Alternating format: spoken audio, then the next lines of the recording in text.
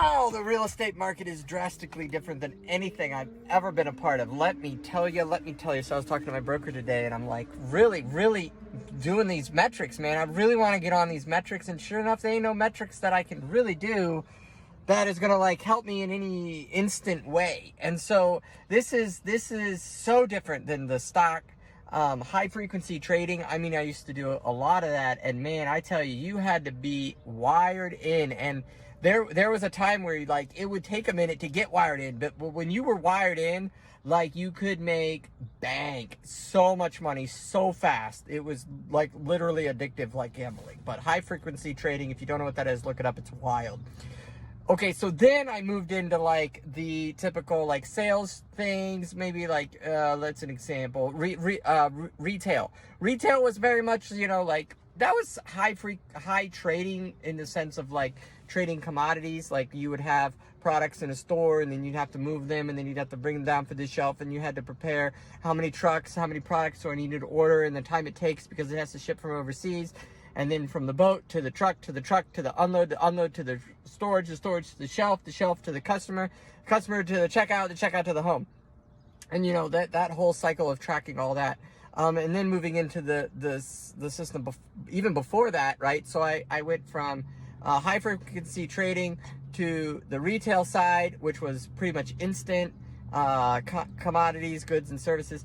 And then I moved even further back in the chain. I moved into the wholesale market. So the wholesale market was like, okay, we're talking about raw material. How long does it take to acquire raw material? Moving the raw material from one place to another, to then bring it into the product, to then hit the wholesale before predicting what the customers would actually purchase. So this was prevented, whatever you call it, right? So a lot of like moving parts very quickly, and you got to be wired in, you got to be ready to go. And when it comes to the housing market, it's not like that. There's a lot of moving parts, but it's like a hurry up and wait. So we got to like hurry up to the house and wait. We got to like hurry up and make an offer and then wait. And then we got to like hurry up and get financing and then wait. And then we like got to hurry up, get to closing, and then, well, then it's done. It's finally done at closing.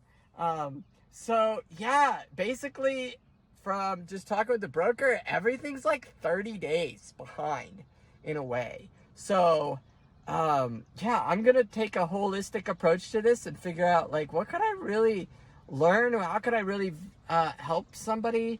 Where's the competitive edge? Cause if all the real estate agents are doing the same thing, and the only thing different, you yourself as your uniqueness, they ain't good enough for me. I want the competitive edge. So I'm gonna keep you updated. I'm gonna figure this out, but I've learned very quickly that this industry is astronomically different in that sense than anything I've ever been to.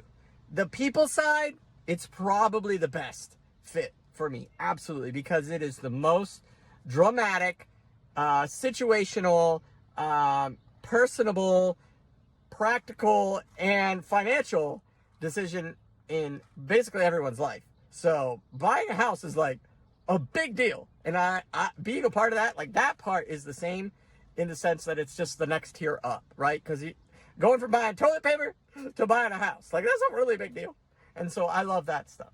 So that I got down, but the like wired into the metrics and being 30 days behind, gotta find a way. Somebody's got to have some data somewhere that I can use, or I've got to compile my own data set together into one big system, and then that system would tell me what I need in order to have the competitive edge. That's what I'm gonna do.